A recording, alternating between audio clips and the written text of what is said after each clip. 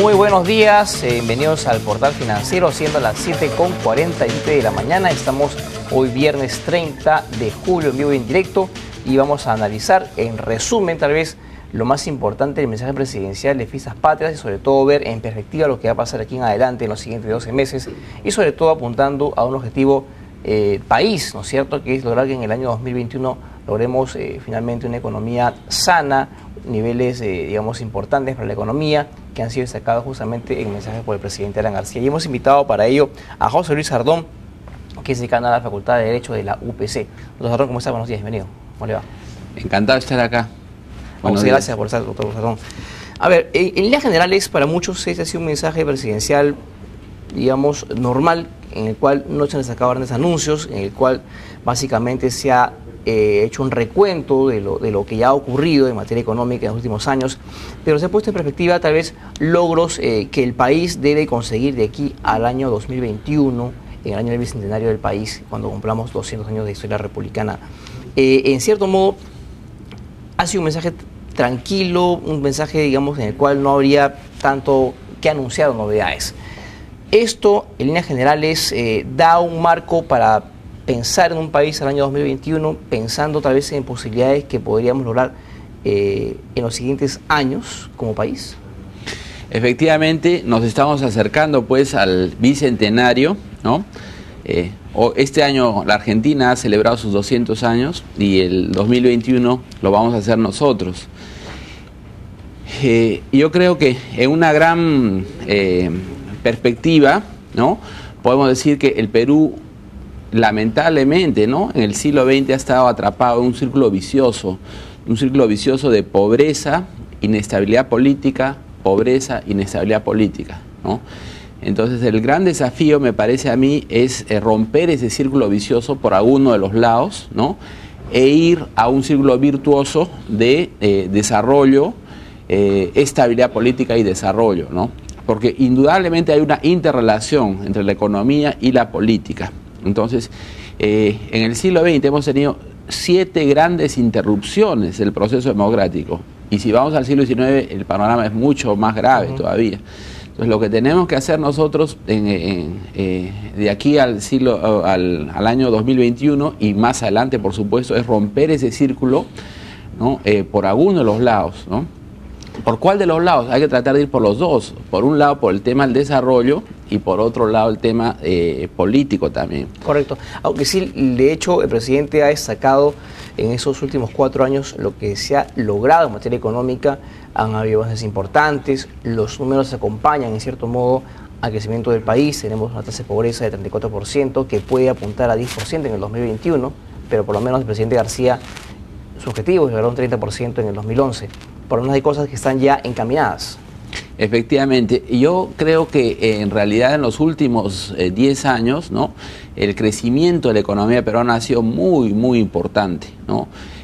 Tanto con el gobierno del presidente Toledo, ¿no?, que se ha tenido una tasa de más o menos 5%, como con el gobierno del presidente García. Ahora, en el caso del gobierno del presidente García, ¿no?, tiene de alguna manera más mérito todavía porque se ha tenido esta crisis financiera que se desató el año 2008 y ha sido más o menos bien capeada, ¿no? Yo sí creo que uno de los aspectos que preocupan de la situación actual es que en el esfuerzo, digamos, de no sufrir el impacto de la crisis financiera internacional, por ejemplo, el Banco Central de Reserva ha hundido la tasa de interés referencial. Entonces, no, eso es una cosa que hay que tener conciencia de ello, ¿no? Que hasta cierto punto, no sabemos cuánto, pero hasta cierto punto el ritmo de crecimiento que se tiene en este último tramo del gobierno del presidente García es un tanto artificial, ¿no? Lo que es deseable es que el próximo gobierno, ¿no?, ponga esa tasa de interés referencial en los niveles que históricamente le corresponden y así ir a un crecimiento, digamos, más natural. Recordemos que la tasa de referencia, es cierto, cayó a un punto determinado por un tema básicamente de la crisis. Ahora se está recuperando los niveles, estamos en un 2%, digamos, de manera gradual se va a recuperar en el tiempo a los niveles de antes de la crisis. Pero lo cierto es que la economía está, en cierto modo, marchando bien, y tal vez lo que se debiera hacer, y no sé si lo compartes desde mi punto de vista, es tratar de apuntar a ese crecimiento. Sobre todo hablábamos de pobreza, en aquellos sectores de pobreza en el interior del país, en la pobreza rural, por ejemplo, que se tiene en el país, que todavía exhibe elevadas tasas, ¿no es cierto? Tal vez el trabajo debería apuntar en los siguientes años hacia ese objetivo, ¿usted cree? Yo creo que para, diríamos, apuntalar el crecimiento, ¿no?, de una manera sana y natural, lo que hay que hacer es fortalecer los aspectos más institucionales de la libertad económica.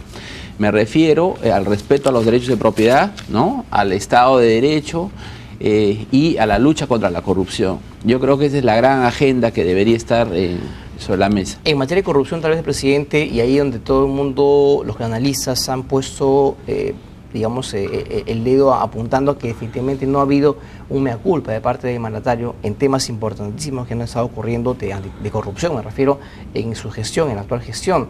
Entonces, por ahí de pronto sería ese un elemento a tratar de discutir o por lo menos tratar de solucionar en los siguientes años. De hecho, no lo va a hacer ese gobierno, pero por lo menos dejar sentado, por lo menos el camino, marcado el camino para que la corrupción sea eliminada de a pocos en el país. Es una tarea de largo aliento que corresponde a otros gobiernos, los que vengan más adelante todavía. ¿Cuánto daño le puede hacer la corrupción a la economía en este momento, señor Sardón? Bueno, profundos, indudablemente. Pero lo que hay que hacer es enfocar bien el problema. O sea, el problema, el más grave problema de corrupción que se ha destapado en este gobierno, todos sabemos, es el tema de los petroaudios. Pero sin embargo, yo pienso que en general en la opinión pública no se lo enfoca adecuadamente. Es decir, no hacemos conciencia de que la razón principal por la que ha habido este problema es la condición de empresa estatal de Petroperú. O sea, la manera de reducir la corrupción en este caso es muy clara, ¿no? Es ir a la privatización de Petroperú. Petroperú fue la principal empresa estatizada en los años 70 y sigue siendo estatal, ¿no?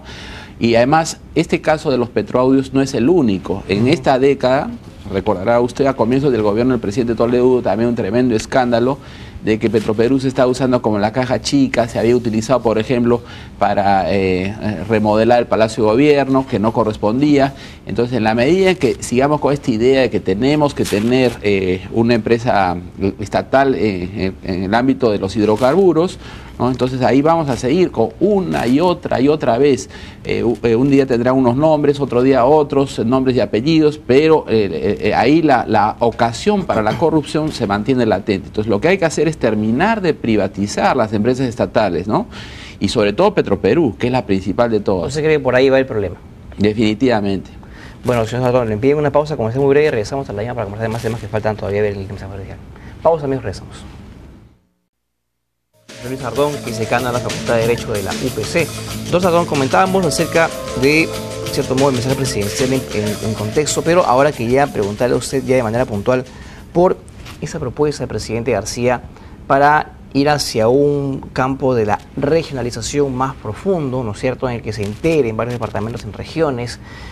Tal vez un llamado de atención a las regiones o departamentos que han estado manejando este tema en los últimos 8 años y al parecer, por lo que el presidente ha dejado entrever, el proceso todavía no está del todo claro, no hay un proceso todavía maduro, ¿no es cierto?, donde cada departamento se pelea por los recursos, ve la manera de cada quien buscar su propio beneficio.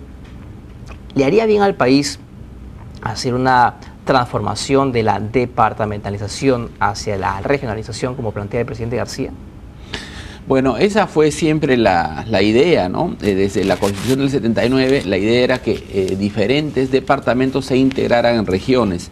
Cuando se relanza el proceso de descentralización el año 2002, ¿no?, se lo hace también con esa idea que los gobiernos regionales en departamentos eran solamente una cuestión de transición. Pero recordaremos que hubo el referéndum del año 2005 y prácticamente todos los departamentos del país dijeron que no se quería integrar con ningún otro. Yo lo que pienso es que el problema de los gobiernos regionales tiene mucho que ver con la facilidad enorme que hay para lanzar listas, ¿no?, y agrupaciones políticas a estos puestos y a estas autoridades, ¿no?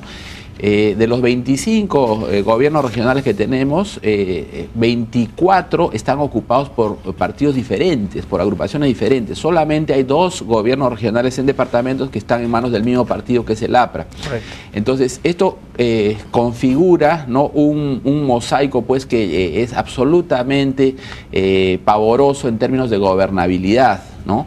Se trata de agrupaciones que aparecen y desaparecen, ¿no?, y arrasan con todo. Entonces tenemos que ir a un esquema, creo yo, ahí sí está pendiente una reforma que debió estar para este proceso electoral, ¿no?, donde no sea tan fácil, ¿no?, lanzar una lista de candidatos al gobierno regional. La valla, ¿no?, el requerimiento de firmas que se establece no puede ser el mismo, el que se pide para lanzar una agrupación nacional. Entonces debe ser 3 o 4 o 5 veces más, ¿no? Entonces yo creo que hay un problema así de reglas de juego para la configuración de los gobiernos regionales. De hecho, no hay tiempo ya en los meses que le quedan al presidente García para hacer un cambio de esta forma de trabajar al interior del país, pero de pronto el siguiente gobierno debiera trabajar en ese sentido, buscando justamente una reforma del proceso, mirando, digamos, a lo que se puede hacer en los siguientes años, de tal manera que cada región pueda manejarse de manera autónoma, con recursos propios, con presupuestos propios, y no depender tanto del gobierno central, como ha ocurrido en estos últimos años, que se ha visto que los reclamos han sido constantes en todo el tiempo. Efectivamente, esto ya no se puede arreglar, ¿no? Pero lo que yo sí creo que hay que empujar al Congreso en la medida que uno pueda es hacer la reforma del sistema electoral nacional, ¿no? Yo quiero indicar que para hacer esa reforma no es necesaria una reforma constitucional. ¿Por qué? Porque la Constitución dice: en las elecciones plurinominales hay representación proporcional conforme a la ley. Pero yo creo que se puede sustituir el sistema actual de elección por lista a uninominal, ¿no? Y no se requeriría reforma constitucional, porque iríamos a un escenario completamente diferente al que la Constitución requiere para cambiar la proporcionalidad o para mantener la proporcionalidad. Entonces yo creo que esa es la gran reforma política que cabría de desear en lo que queda de este año, ¿no? Tenemos que ir definitivamente a un Congreso más estructurado en partidos, ¿no? El actual Congreso tiene 7 partidos. El próximo Congreso debería tener mucho menos, ¿no?, para que la democracia vaya tomando una estructura más clara, ¿no?, que la haga sostenible. Correcto, entonces en todo caso vamos a estar pues a la espera de lo que vengan los siguientes meses, porque todavía hay mucho tramo por recorrer, y sobre todo comentaremos de eso más adelante con usted probablemente. Entonces, muchas gracias. Hemos estado con el doctor José Luis Sardón, que es decano de la Facultad de Derecho de la UPC. Me despido de ustedes, amigos, hasta este lunes, como siempre, a las 7:40 de la mañana, aquí en el Portal Financiero. Continúen ustedes con 10 a 9 y lo mejor de la información. Que tengan ustedes un buen fin de semana.